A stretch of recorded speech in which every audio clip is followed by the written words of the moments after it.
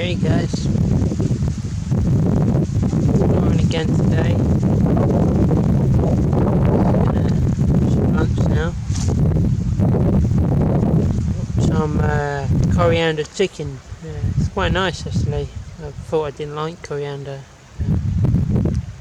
It's alright. Always give things a second chance. But talking of second chances, that's what I wanted to talk to everyone about today. Because I feel there's a lot of people who give second chances. They give many chances to other people. And you always want to forgive a person who makes a mistake, that's true. Because why hold it against them? Something that they've done by mistake.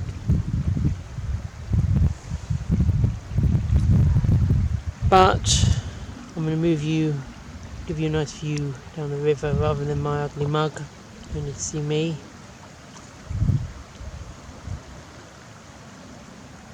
But when's enough with people?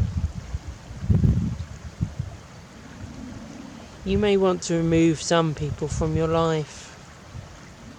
You may find there's toxic people, controlling people, people who bring you down. And that's what the topic of today's video is. How do we find the balance? How do we know who is toxic? Sorry, it seems funny for me not to show myself. How do we know who's toxic, who isn't? Well, I think a good classic thing to look out for is the narcissist. Now, a narcissist always put their will ahead of yours. They will override you, make decisions without consulting you, because they're the best, right? A narcissist is the best.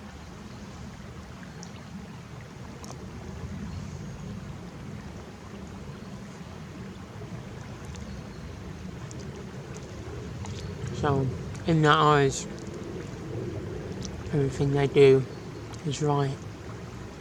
A narcissist can't make mistakes.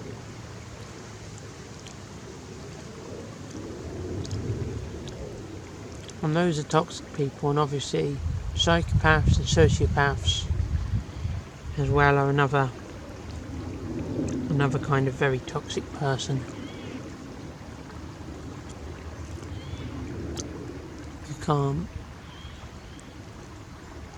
You can't odds it that they will try and manipulate you, and they'll pretend they have emotions, but they don't actually have emotions. So you've got to look out for these people, and you've got to remove these toxic influences. I don't know if they can be reformed, if they can be transcended. I don't know what causes narcissism.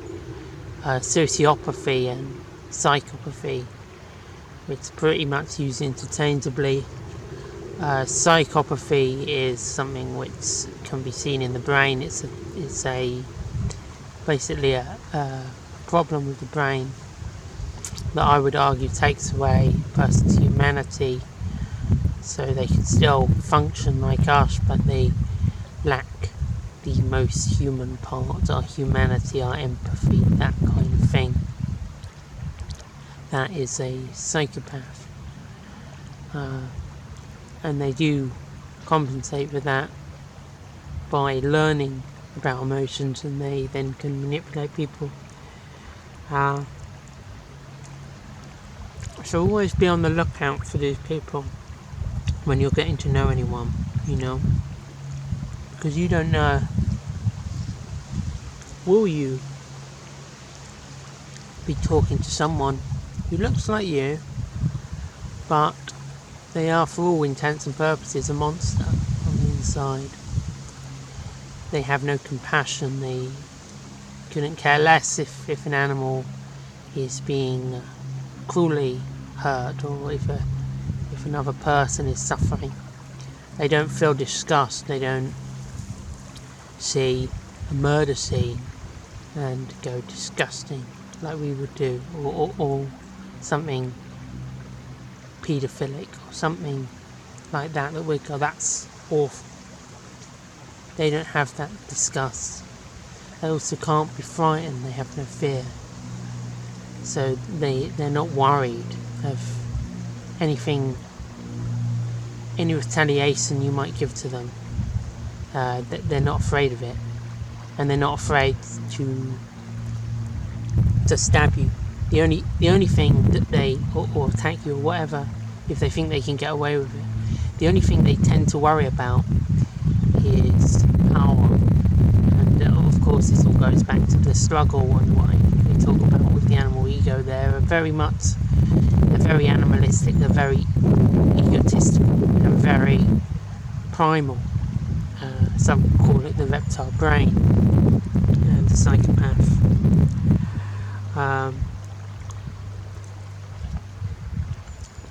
So, yeah, the only thing they fear is their power. And if they feel like a lot of people are turning against them, they're becoming unpopular, that's not something they want. So they typically hide their crimes. They may actually be friendly to people because they want to manipulate them until the mask comes off at some point. The mask slips. So that's how it's quite scary, actually, But a psychopath could pretend to be a best friend. They probably would seem the most friendly person ever, because that's how they obtain their power over you. They want other people to like them so that they can control them. So, someone might stand very close to you. They might pretend to be your best friend, and they could be a psychopath. It's using you for some agenda.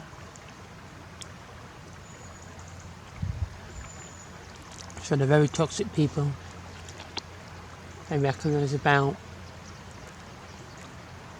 1% of men, so about 1 in 100 men could be a psychopath, and less women. But obviously there are women psychopaths as well. In terms of narcissism, and there's someone coming, so I don't want to talk to myself too much. In terms of narcissism, there's plenty. I've certainly known a couple of female narcissists, and they have a way that they dehumanise you, incredibly so.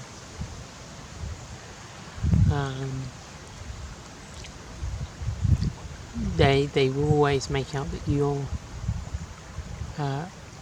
either wrong if you don't agree with them, that you're mad if you don't agree with them, or they will just ignore everything what you say. Like they don't it's prime dehumanization is what they do, and they're so egotistical that they don't even know, as far as I'm aware, that they're doing it. But I think I should talk to you about narcissism later, but in a whole separate video. But I think, yeah, you have to be aware of the people who are bad for us, the people who tell us we can't do something. The people who limit us, there's plenty of them. There's others who want to see us flourish, and I've always been that guy. I can never understand a person who wants to see another person down. And I understand that. Don't you want to help raise people up? Raise the collective tone? Make yourself a better world? By making other people better? By making other people learn the same as you? Get the same knowledge as you? The same wisdom as you? Do you want to see that everywhere? Rather than be surrounded by people who don't know anything? Like when I know something good, I share it. But an egotistical person, they don't do that. Because it's all about them. And their place in society. And how they're viewed. And they'll use that information then to look smarter than other people. By not sharing.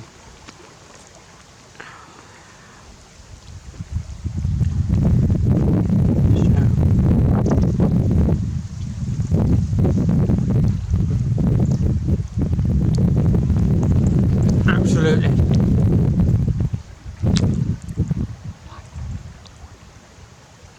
Full bastards.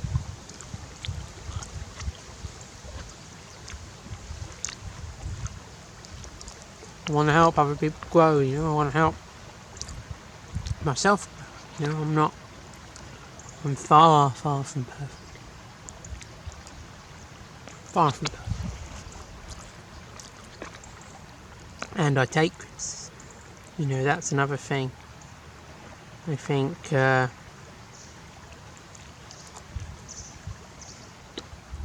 there's an element of that there's certain people, and I don't know if this is egotistical or what, there's a certain group of people as well that they take criticism as a personal attack. And I would say I've done that as well. Got a bit paranoid and thought, there's just been nasty to me. But I'm quite an open-minded person. So to me, if someone says something different, I think about it. I don't go, no, that contradicts my view, so I'm not going to hear it. I listen. I want the full information. I want the full story. And that's really hard to get, actually. The full story is hard to get. And that's another type of person. You get the people who tell you they know stuff. Oh, I know. Jesus is real. He's coming to save us. All this sort of thing. Take a vaccine. It's safe. Whatever the case is, you aren't arguing because you're arguing because you believe. Most of the time, people are believing. Most of humanity works off belief, of faith, of something. You do something because you believe. You do something because you believe in the law. You believe in the. It could be the rules of the road. Could be anything, because you believe in it.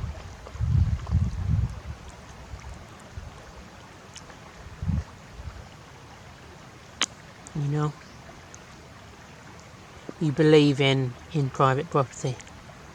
You believe in hierarchy. Many different things. All belief. It's not about logic, not about thinking, not about reasoning. And I will give you an example. Empirical evidence. Look at this empirical evidence, because you may just hear me thinking I'm saying it's belief, not reasoning. Well, look at this, okay? You go to Iran, the majority of people are Islamic. You go to India, the majority of people are Hindu. You go to Ireland, the majority of people are Roman Catholic.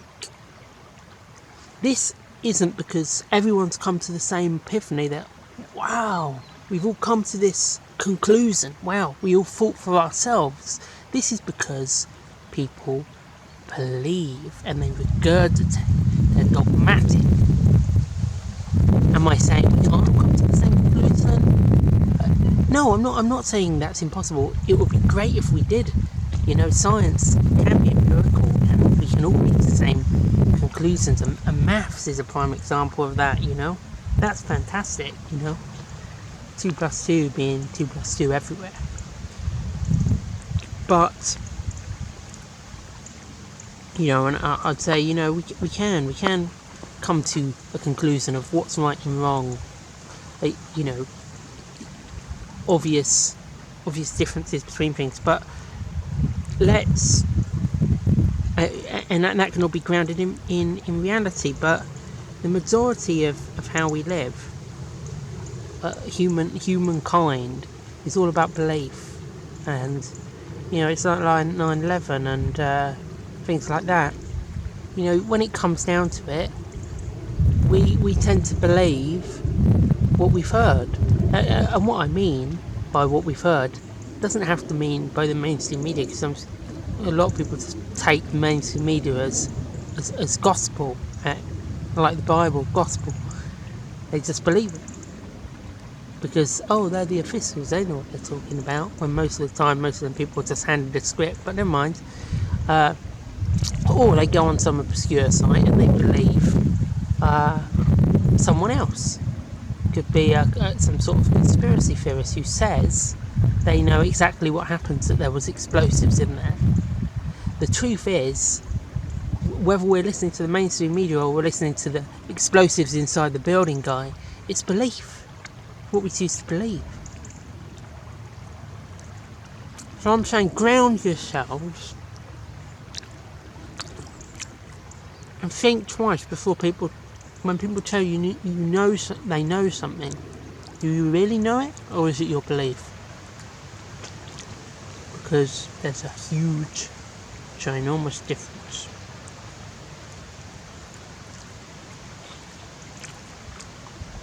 So yeah, plenty of people to watch out for. Some are more toxic than others. Narcissists and psychopaths, sociopaths, they're the worst. Avoid them at all costs. People believe people. That's most of humanity, so you're never going to avoid that. But you can help wake people up to not be like that, to not be a sheep. If you don't mind that sort of rude term, towards a sheep. And people who get offended over criticism, things like that. You know, these are things that they can be worked on. You know, can't work on a psychopath or a sociopath.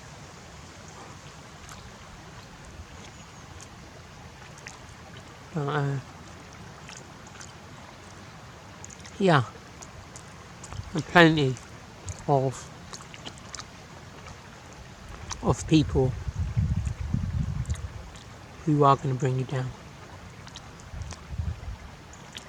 The "you can't" brigade, it's never been done, it will never be, so therefore it will never be done. Well, how many idiots have said that in the past and been proved wrong?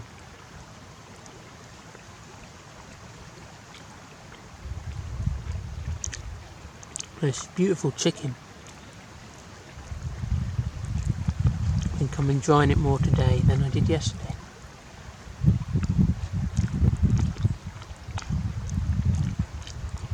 Coriander, peanuts, lemon, garam masala, chili flakes, and add a little bit of creme fraiche in there.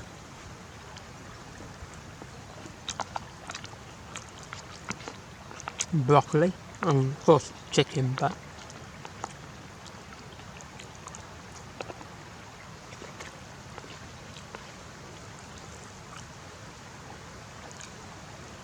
anyway, I'll see you later.